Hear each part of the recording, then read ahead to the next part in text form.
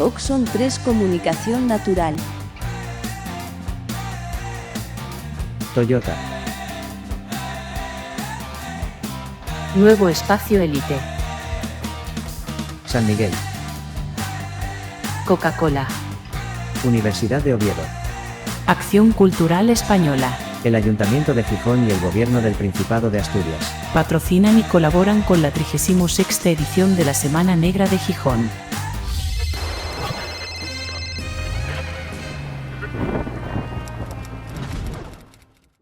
Buenas tardes y bienvenidos a todos. La Semana Negra, como sabéis y como veis, continúa. Y en este caso, vamos a presentar el libro de la escritora que me acompaña. Bueno, escritora polifacética, ¿no? Escritora, editora, correctora y muchas más cosas seguramente. Carmen Moreno, que es una veterana a pesar de la edad que tiene, que es joven, es una veterana en estos terrenos de la novela negra y de la Semana Negra también, por supuesto.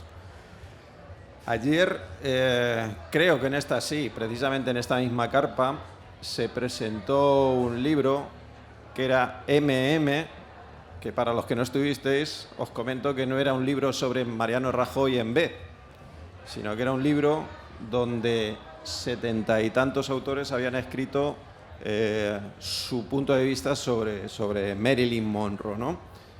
En esta novela de Carmen, también se habla de Marilyn, pero de una manera indirecta. No es ella la protagonista directa, es protagonista. Marilyn siempre es protagonista, pero no es la protagonista directa o no es el objetivo de desarrollo del libro. Porque el libro, que es una especie de ensayo, no es una biografía ni muchísimo menos, porque además Carmen odia las biografías o no le gustan mucho, ahora que lo cuente ella. Lo que se nos relata es el punto de vista de cada uno de los hombres que no supieron o no pudieron amar a Marilyn, porque igual se casaban o se acostaban con Marilyn queriendo a Norma Jean Baker o al revés, ¿no? Entonces no está muy claro. Y este libro, pues yo no me voy a enrollar mucho más, tiene un título muy chulo, muy original, que tiene su explicación muy interesante que nos va a desarrollar ahora Carmen, ¿no? Y se llama Los caballeros las prefieren muertas. ¿Por qué los caballeros las prefieren muertas, Carmen? Buenas tardes. Muchísimas gracias, José Ramón, por presentarme, por ofrecerte, por querer. Y muchas gracias por la introducción. Yo no he sido. Los caballeros la prefieren muerta. Vamos a tenerlo regular, me parece. Bueno, los caballeros la prefieren muerta es un guiño al título, obviamente, de Los caballeros la prefieren rubias, pero en este caso hace referencia a todos esos que se hacían llamar caballeros o que han pasado a la historia como caballeros, que no lo eran tanto y que realmente lo que hicieron fue dar un pasito más en la destrucción de Marilyn Monroe. Al final, cuando te das cuenta, cuando revisas los hombres que rodearon a Marilyn Monroe, te das cuenta de que el tipo que más la quiso le provocó un aborto por una paliza. Y ese es el tipo que más la quiso. El resto, directa o indirectamente, la mataron. Con lo cual, a veces, no sé si os ha pasado alguna vez entrando sobre todo en el Corte Inglés, ¿no? Que si entras con babuchas, con zapatillas, hay un guardia de seguridad que te sigue, y si vas con traje y chaqueta, no te sigue nadie. Pues es un poco eso, ¿no? El traje y la chaqueta, cómo a veces nos limpia el pasado y toda la pátina de suciedad que podemos tener. Me imagino que no sé si hay que explicarlo, pero el hombre que ha referenciado como el que más la quiso era Joe DiMaggio, me imagino, ¿no? Que aparentemente en el libro era el más sencillo, el menos pretencioso con Marilyn, pero que tenía también un contexto, porque en este libro, en esta explicación que se da de los amores o los no amores de Marilyn, el contexto tiene mucho que ver. Y en este caso, en el caso de Joe DiMaggio, había una madre italiana, una mamma italiana, muy poderosa, con unas ideas muy poderosa sobre su hijo, evidentemente, con unas ideas muy tradicionales que chocaban de frente con el personaje que era Marilyn, ¿no? Claro, es que pensad que Marilyn no tiene confesión, es decir, Marilyn no es una persona religiosa, para nada, entre otras cosas porque creo que no tuvo una vida como para creer en nada superior. Entonces, cuando llega a la vida de Joe DiMaggio es profundamente católico, con una familia profundamente católica italiana, pero no italiana de Roma, sino de un pueblecito de Italia, que es como si se hubiese casado con alguien de un pueblo de 1000 habitantes de Cádiz, pues y además en los años 50. Entonces hay un momento en el que evidentemente Joe DiMaggio se casa con Marilyn Monroe sabiendo quién es Marilyn Monroe, pero esperando que al final ella se dé cuenta de que ha nacido para amarlo, para darle hijos y quedarse en casa haciendo espaguetis. Algo que es absolutamente irreal y que además a Marilyn Monroe se le quedaba muy pequeño, porque pensemos también que aunque Joe DiMaggio es una de las grandes estrellas del deporte mundial, sobre todo en Norteamérica, porque ha sido el mejor jugador de béisbol de la historia, leía cómics exclusivamente, o sea, tenía la mentalidad de un niño pequeño. A Marilyn se le quedaba profundamente pequeño. No conseguía conectar con un hombre que no aspiraba a nada más que a eso, ¿no? Que a comer espaguetis y rezar por las noches. Que tampoco es que Joe DiMaggio rezara demasiado, pero bueno. Pero claro, sí que fue probablemente la persona que más le quiso y además se lo mostró hasta el final, ¿no? Otra cosa es que no pudieran vivir juntos porque eran absolutamente incompatibles. Y el detonante quizás fue el viaje de novios, ¿no? El viaje de bodas a Japón, o supuestamente a Japón, donde al final alguien le dice a Marilyn: oye, ya que estamos cerca de Corea y nuestros soldados están allí, ¿qué te parece si te das una vueltecica por allí y los animas? Y eso fue lo que reventó un poquito o terminó de reventar la relación, ¿verdad? Sobre todo, claro, desde el punto de vista de la mamá que ve aquello como diciendo: hostia, que la chica esta, en el viaje de bodas se va por ahí por su cuenta a rodearse de no sé cuántos soldados, ¿no? Un montón de soldados que llevaban años allí. ¿Vosotros os acordáis de los últimos de Filipinas?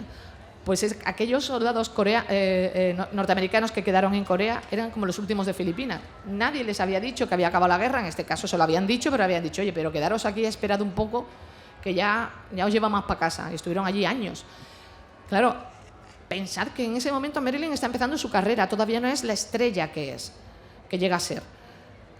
A quien invitan es a Joe DiMaggio. Joe DiMaggio le dice: bueno, venga, nena, ¿me acompañas? Estamos un par de días en Japón, hago el saque de honor en la liga japonesa y nos vamos ya, ¿no?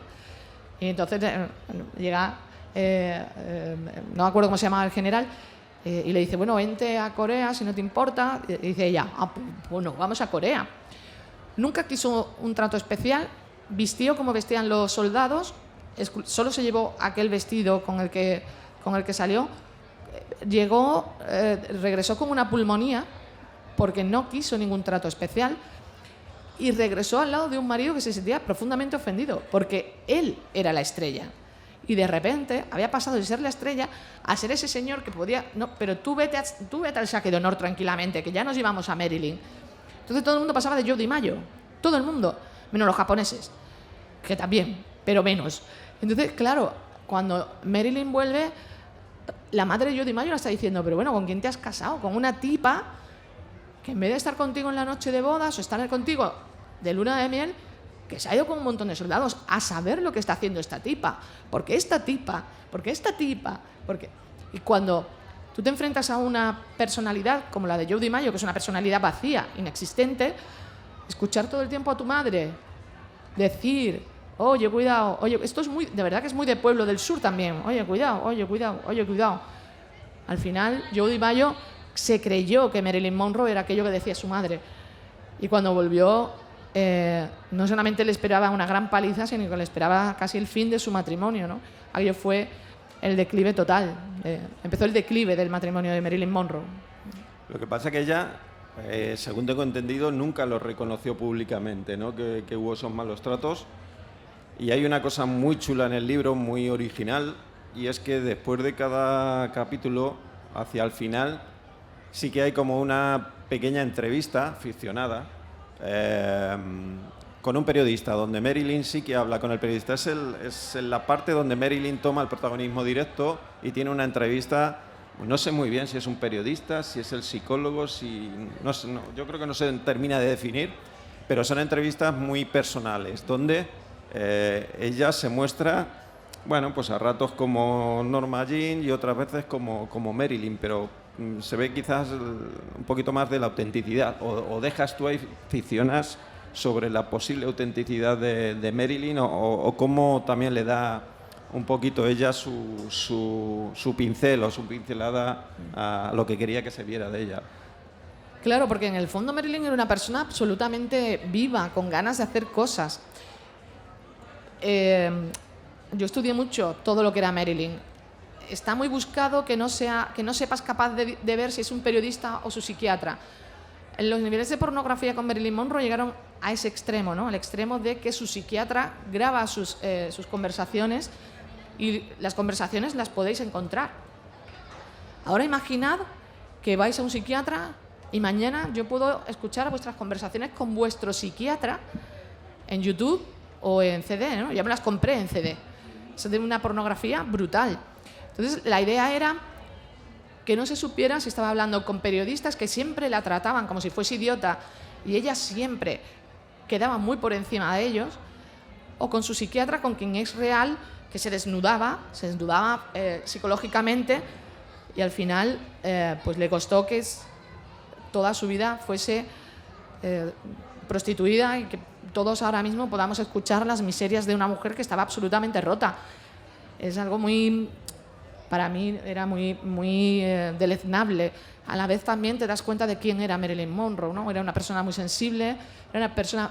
Pensar que Marilyn Monroe tiene un coeficiente intelectual mayor, y es verdad, está en los estudios, que Einstein, que es especialista en literatura rusa, eso nadie lo cuenta, que es amiga de Rafael Alberti, que cuando va a Cuba lee en español.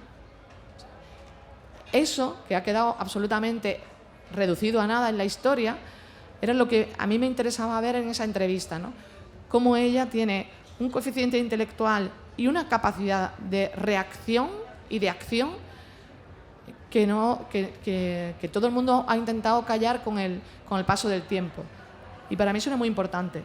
Veis un poco la intención era no hablar de Marilyn o no centrar un poco la presentación en Marilyn, pero al final todo nos lleva a ella, ¿no? Estábamos hablando antes, has dicho tú, que Joe DiMaggio fue el de los hombres que se acostaron con ella, el que más la quiso, a su manera, pero el que más la quiso. Y le zurraba y, bueno, con todo lo que estamos contando, o sea, cuidado. ¿Quién fue el que menos la quiso de los que se acostaba con ella? Porque del libro sí que se deduce que Laurence Olivier, famoso actor, grandísimo actor, no tenía muy buena relación con ella, y eso sí que era odio, ¿no? Pero este no se acostó con ella, o que sepamos, ¿no? Pero de los que se acostaron con ella, ¿quién fue el que peor la trató?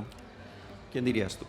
Si es que se puede calibrar eso, porque ahí hay unos cuantos, ¿no? Sí. De John Kennedy a Bob Kennedy, bueno, pues a todos los mafiosos también. Sí, pues fíjate, de todos, yo creo que el peor fue Frank Sinatra.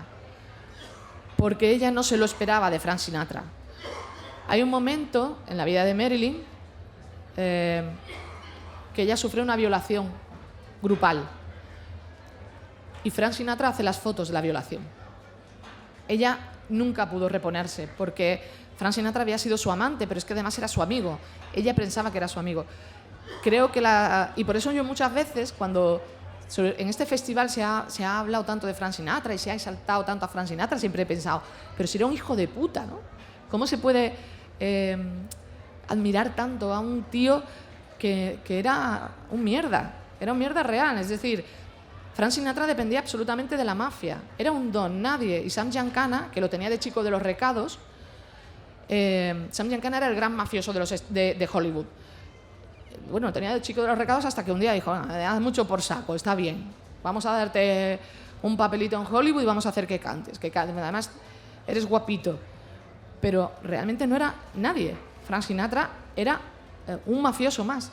Era uno de los miembros de la cuadrilla de Sam Giancana. Yo creo que ella nunca pudo esperarse esa traición tan brutal de un amigo. Lo hablábamos antes, ¿no? ¿Por qué puede que hiciera esto Sinatra? Pues porque si no habría sido él el que habría aparecido con una jeringuilla en un rincón de allí de Hollywood o bueno, en la cama de un hotel, ¿no? Probablemente. Bueno, es otra de las cosas interesantes. Creo que no lo he dicho. Carmen se ha tirado un poquillo de tiempo con esta novela, unos 10 años más o menos. Con lo cual, bueno, documentándose, ya lo ha dicho ella, se ha hecho con las conversaciones de Marilyn con su psiquiatra y con muchísima más documentación. Es decir, es un libro muy trabajado, que además tiene esto. No solamente te habla de Marilyn, porque es inevitable, te habla de todos estos personajes que rodearon a Marilyn y te habla de una época donde, bueno, pues quizás entendiendo el contexto, entendemos también cómo llega a ser un mito, a convertirse en un mito, una imagen icónica, Marilyn, ¿no? Cuéntanos algo del contexto, porque es muy interesante el contexto histórico y, bueno, cercano también a Marilyn, de Hollywood, con todo lo que había por medio. Me interesaba mucho ese contexto, porque sin ese contexto no se podían explicar muchísimas de las cosas que se cuentan en la novela. Fíjate que yo cuando empecé, yo estaba convencida, cuando entregué la novela a Naya, convencidísima de que había escrito una novela negra, pero súper convencida, ¿eh? Y de repente todo el mundo me decía, no, esto es una novela documental, no, esto es un biopic, no, esto es un... Pero nadie la llamaba novela negra. Yo decía, pero si es lo más negro que se puede leer y que se puede ver. Es Estados Unidos. ¿Por qué Estados Unidos tiene la relación que tiene con Cuba? Bueno, pues porque Cuba era el gran casino de los Estados Unidos hasta que Fidel Castro dice, hasta aquí hemos llegado. ¿Habéis visto El crepúsculo de los dioses, imagino? No, pues El crepúsculo de los dioses no es ni más ni menos que la vida real de la actriz que hacía Norman Desmond, por Dios, me saldrá. Bueno, de la actriz que hace esa película y papá Kennedy, el padre de los Kennedy, Gloria Swanson. Gracias, Gloria Swanson. Es la historia real de papá Kennedy y Gloria Swanson, cómo papá Kennedy va robándole, ella es amante de Gloria Swanson y le va robando. Y de ahí luego sale una película. ¿Cómo es Estados Unidos al que todos queremos parecernos? Que es supuestamente la cuna de la libertad es el país que más trampas hace en cuanto a elecciones, en cuanto a todo, ¿no? Como JFK está patrocinado por la mafia, porque el padre de Kennedy se dedicaba, aparte de ser un pronazi, él quería defender a Hitler, se fue a Inglaterra y Churchill lo echó, le dijo, por Dios, que alguien me saque esto de aquí. Quería adherirse a Hitler, él veía que Hitler era el futuro. Y cuando vuelve, JFK no estaba destinado a ser el presidente del gobierno, estaba destinado a su hermano mayor. Lo que pasa es que su hermano mayor muere. Y entonces le toca a JFK, que era un tipo que no había hecho nada por los Estados Unidos, que tenía unos problemas de espalda brutales, con lo cual nunca estuvo en el ejército, no hizo el servicio militar, pero tiene fotos manipuladas donde está en buques de guerra. Bueno, pues, ¿qué había detrás de la caza de brujas? ¿Qué había, ¿por qué está la organización del rifle detrás de la caza de brujas? ¿Por qué Katharine Hepburn está detrás de la caza de brujas y nunca se ha contado? O John Wayne, o Ronald Reagan. ¿Por qué nunca se ha contado, no? Pues porque al final resulta que Estados Unidos es un país creado desde la mafia, que se sostiene todavía hoy en día por lobbies mafiosos, nada más que hay que pensar en Donald Trump, y que además es el país, creo, con menos libertades o con menos respeto a las libertades, donde se dispara a un chicano o se dispara a un negro y luego se pregunta si ha sido él. Eso en cualquier parte del mundo. En Francia, hace poco mataron a un chico que se dio a la fuga, un chico negro. y se ha liado la de Dios. En Estados Unidos se lía día sí, día no, porque los chicos negros son carne son diana ambulantes, ¿no? Y a mí me sorprendía mucho que toda la industria de Hollywood quedara siempre como, qué bonito, ¿no? Las estrellas de Hollywood, ese Estados Unidos tan bonito, tan ideal. Bueno, pues todo era mentira, todo ha sido un gran engaño que nos han vendido, nos lo hemos comido con patatas fritas. Ahora volvemos a los Kennedy, porque sí que están más cerca del capítulo final de Marilyn, como la mayor parte de nosotros sabemos.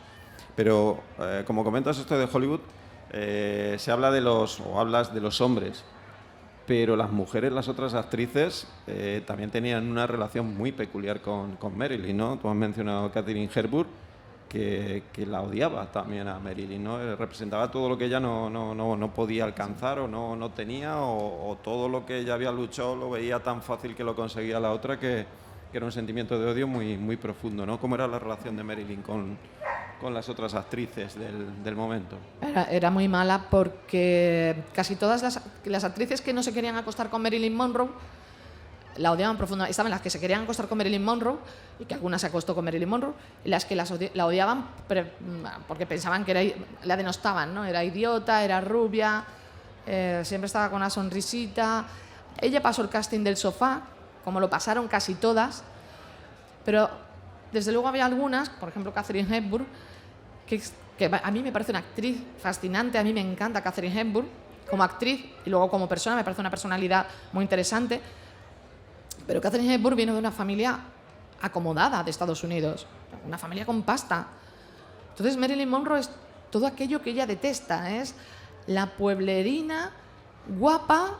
Katharine Hepburn pueden ser muchas cosas, a mí me parece una mujer muy atractiva, pero no era una mujer extremadamente guapa, pelirroja, que ya en aquella época era malo ser pelirroja, y que además le había ido muy mal en taquilla.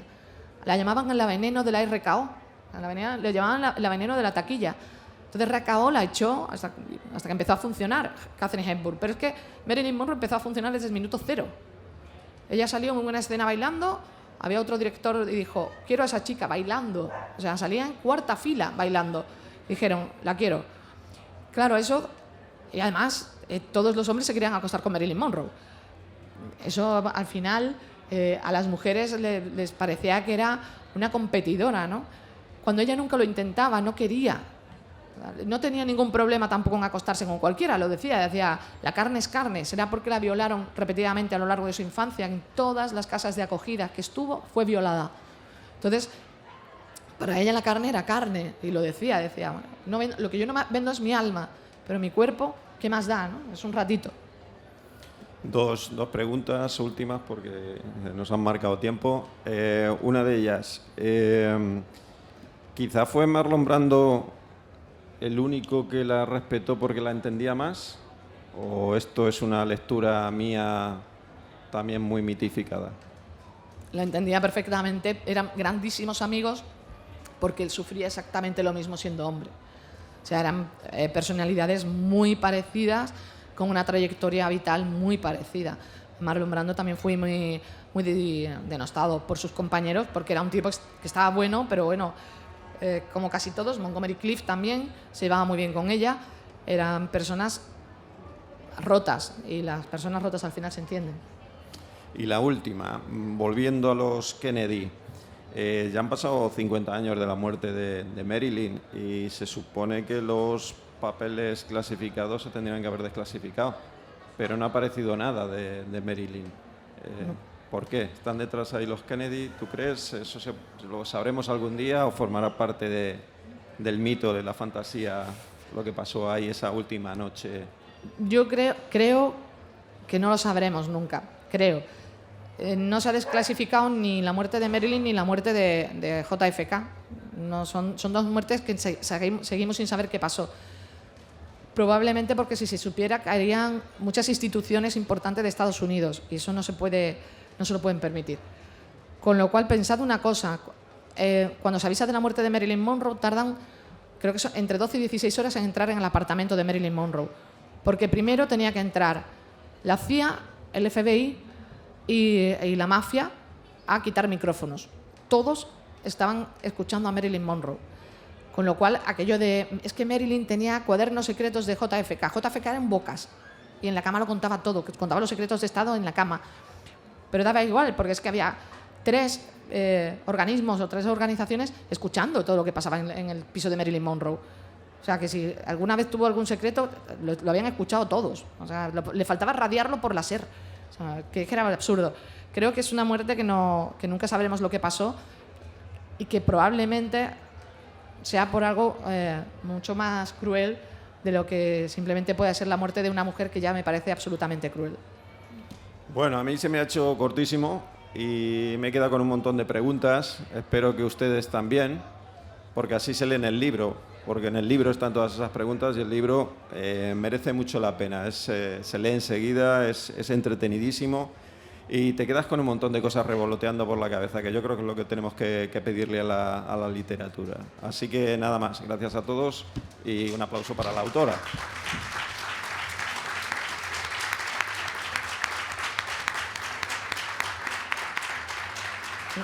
Va a estar, los libros están a la venta allí y ella va a estar para firmarlos para quien quiera. Oxon 3 Comunicación Natural. Toyota. Nuevo Espacio Elite.